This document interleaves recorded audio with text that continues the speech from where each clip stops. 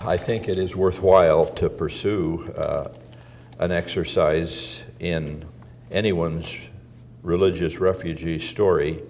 Professor Barry Stein has observed refugee problems are usually seen as isolated, deviant, and non-recurring. The consequence of this view is a failure to learn the lessons of the past and a constant need to reinvent the wheel. When we relearn the lessons of the past, we repeat the mistakes, we blunder into the same crises, and we use the same erroneous ideas that cause needless human waste, suffering, and hardship in earlier refugee programs. An article in the Journal of Refugee Studies expressed something of the same idea, a little more academically, but a little less poetically. The story of religion and global migration, particularly forced migration, needs to be understood both globally and locally. The chapters of the story are being told in refugee camps, countries of first asylum, and settlement sites all over the world. We need to write down those chapters and analyze the stories to better inform policies, practices, and future research agendas on the subject. Being very anxious not to blunder into the same crises, to use Stein's phrase, and wanting to understand the past's instructive possibility for the present, let me comment on the Mormon experience in 19th century America. In doing so, I do not pretend that my people's experience are the same as we see happening today. However, all refugees share some common denominators of grief and suffering, so perhaps there is insight for our conference hidden in the persecution of my religious ancestors nearly 2 centuries ago. In the early decades of the 1800s, members of the Church of Jesus Christ of Latter-day Saints found themselves first misunderstood, then persecuted, and finally driven, displaced, or in some cases dead. From the outset, Protestant America rejected Latter-day Saints. They believed that Mormons were either duped or dull-witted, and for a variety of reasons, the persecution began. Fleeing from New York to Ohio and from Ohio to Missouri, at virtually each stop, homes were burned and demolished, men were beaten, sometimes to death. Others were simply left with crippling injuries. Women were harassed, threatened, often sexually assaulted in full view of their husbands and children. Things hit rock bottom in 1838 when Governor Lilburn W. Boggs of Missouri issued his infamous extermination order.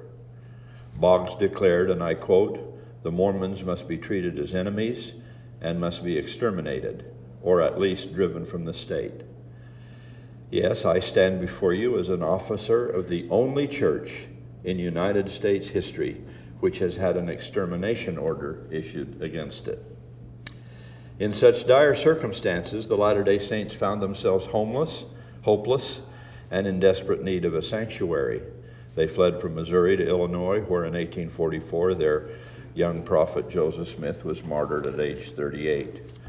The ragged corpus of the church forged on to the west, where they eventually found refuge in the Great Basin Desert, nestled between the Rocky Mountains on the east and the emerging Mecca of California on the west.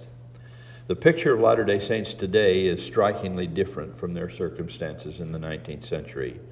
The world now knows, in some ways, knows us as well-integrated citizens who are often involved in industry, scholars in academia, leaders in one way or the other in our communities, with a Latter-day Saint being nominated by his party in 2012 for the office of President of the United States of America. But this transition did not happen serendipitously. A number of factors helped Latter-day Saints navigate their refugee experience. First, identity and faith. The Latter-day Saints' unique religious identity and faith were keys in navigating their refugee experience. In spite of the conflict they faced, they believed they were God's chosen people, a modern-day Israel, reliving and fulfilling biblical narratives as part of the restoration of the gospel. They interpreted the persecution and conflict they experienced as signs of their identity as a chosen people. Their shared faith in the restored gospel also created a strong sense of community among the Latter-day Saints, and they supported each other during their trials. They were willing to share housing, ration food, and divide up resources because of their collective belief in God. The saints' unique beliefs and identity unified and strengthened them in the face of their persecution. Second, organizational participation.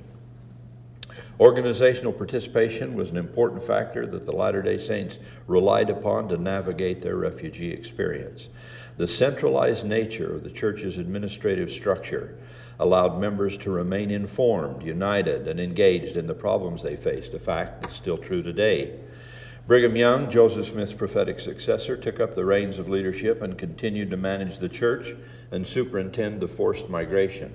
He formed a committee called the Committee on Removal, which solicited donations for the poor, loaded passengers and belongings into wagons, sent men ahead to survey and locate possible settlement sites, and directed appeals for help to state and city agencies. The committee was critical in keeping the saints united in that particular migration from Missouri to Illinois. Third, neighbors' assistance and relief efforts. The assistance and relief of neighbors saved Latter-day Saints from greater casualties than they might otherwise have suffered. When they were driven from Jackson County, Missouri, the residents of neighboring Clay County welcomed them temporarily. Similarly, when the saints were driven from the state of Missouri, the residents of Quincy, Illinois received them and offered food, shelter, and clothing. Without the generous aid of those not of their faith, members of the LDS Church would have found themselves in much more difficult circumstances. Lastly, petitions for redress. The Latter-day Saints understood the importance of using the justice system to navigate their refugee experience.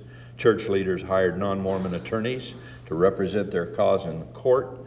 They made efforts to learn the law in hopes of representing themselves in the future.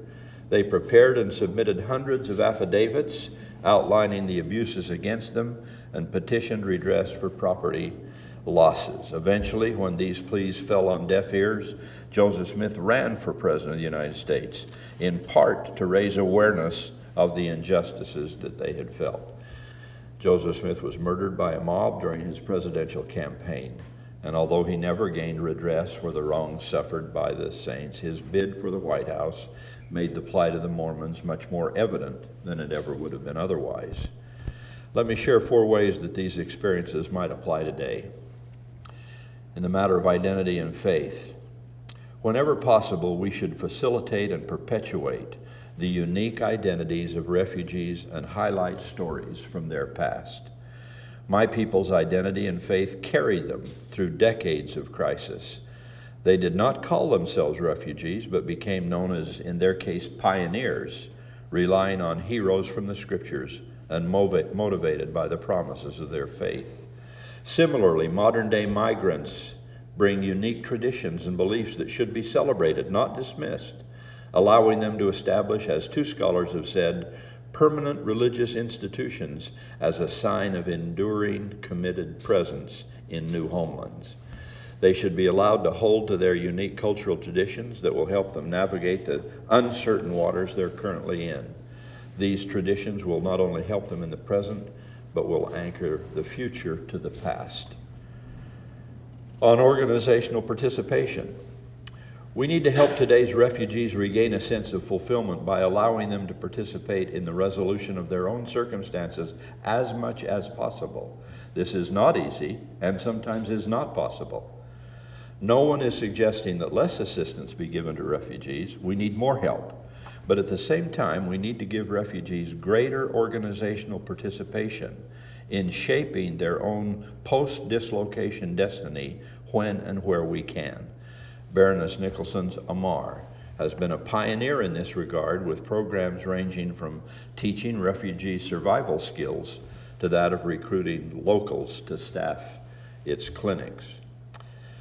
Regarding neighbors' assistance and relief effort, third, in the communities where displaced people live, we need to encourage local citizens to welcome them into their everyday lives. As expressed earlier, the church, to this day, our church recognizes the heroic contributions of the people of Quincy for helping us during one of the darkest times in the church's history nearly 200 years ago. They did not do so under compulsion or because of affiliation with an aid organization. They were everyday people living everyday lives who simply came to the rescue. Without this critical community link, refugees will persist in isolation and in a state of dependence longer than is healthy and perhaps longer than is necessary. Lastly, petitions for redress. The last and perhaps most difficult issue is moving governments to redress the atrocities committed against refugees and grant them the migration rights they have guaranteed as victims of these atrocities. The leaders of my faith went to great lengths to seek the help of government bodies. Certainly in some ways they were relieved, but on a grand scale, the U.S. and state government bodies failed them. Similarly, governments today are not responding to the refugee problem urgently enough, nor on a large enough scale. Unless matters change, the refugees will be left to their own devices, as many and most Mormon migrants were. Right now, there are simply not enough safe places, not enough Quincy, Illinois, if you will, for the large amount of refugees around the world. Friends, there will be a tendency to talk this issue to death without much action. And no wonder. The problem is large, complicated, amorphous, and painful. So we'll have to strive to the point of suffering somewhat before we see victory here. But that's all right, because then these displaced, struggling millions will know that we know a little of how they feel. The Apostle Paul spoke of the fellowship of suffering, and perhaps that's what we are to experience before this is over. And frankly, it does help when one knows that others share his pain. No less a poet than William Shakespeare said, "One fire burns out another's burning. One pain is lessened by another's anguish."